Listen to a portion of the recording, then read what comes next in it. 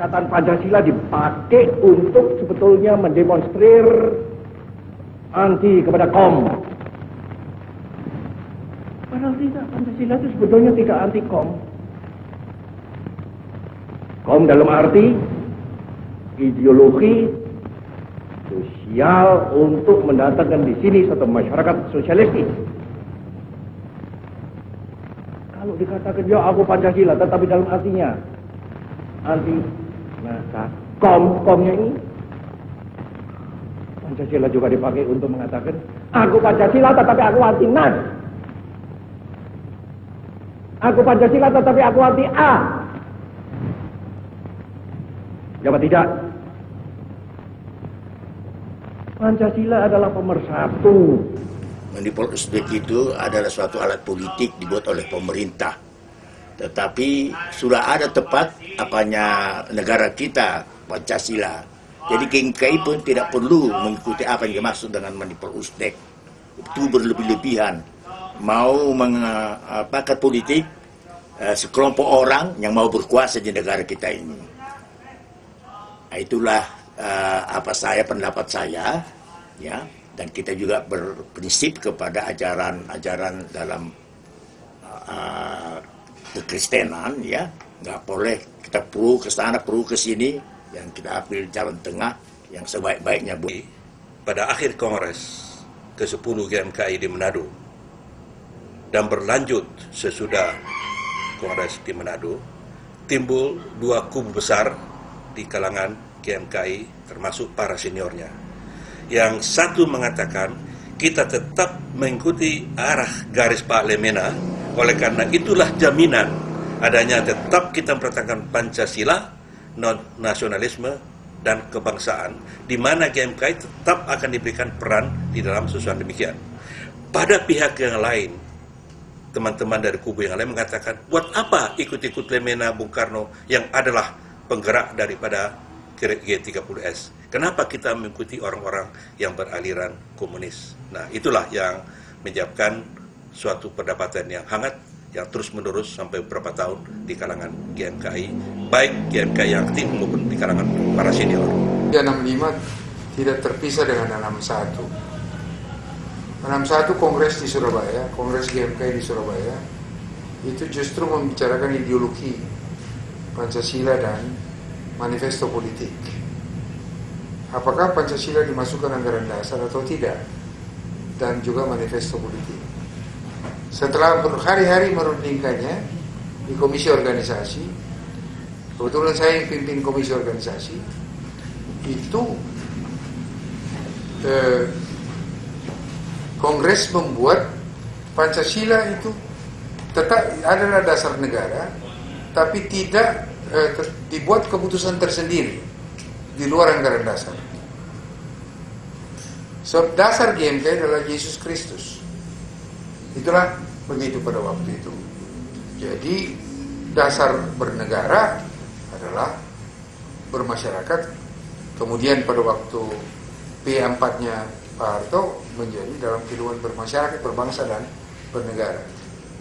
Itu tahun 63 memang makin memuncak dan mempengaruhi GMKI juga pertarungan politik. Jadi saya tidak mempergunakan istilah yang kamu bilang tadi. Pertarungan politiklah makin keras pada waktu itu. Jadi pertarungannya kenapa? Karena kekuatan yang menonjol pada waktu itu makin seling bergesekan. Yaitu kalau di dunia politik yang lebih besar antara militer dan PKI.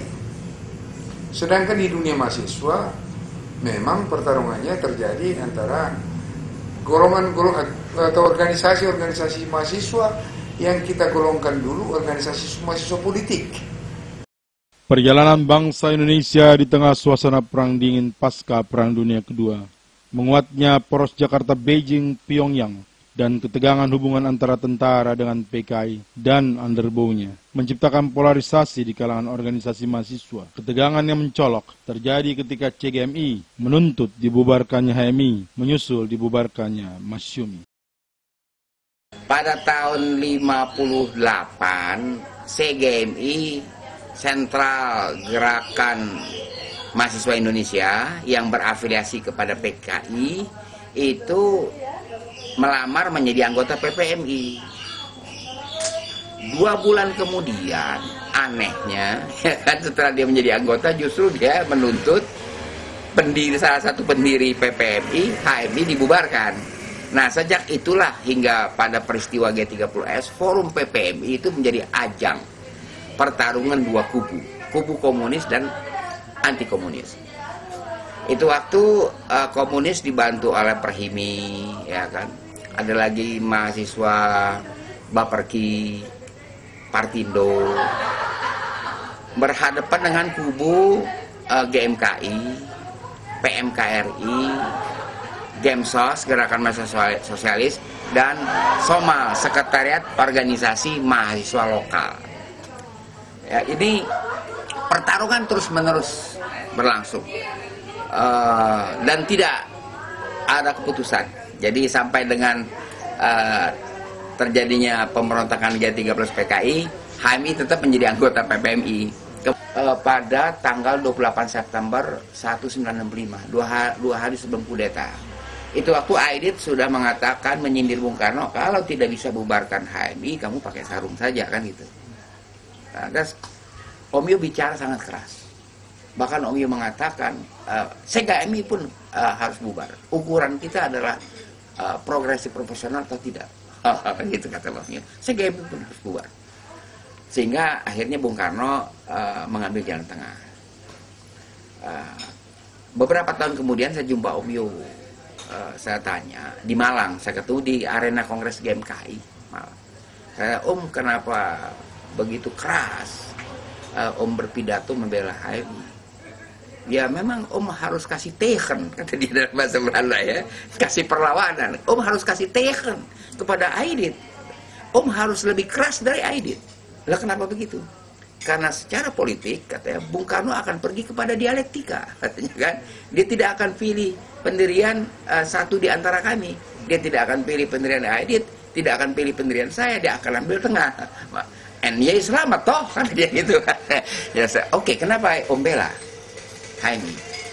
Nah, dia bilang, IE di depan, bukan artinya yang terakhir.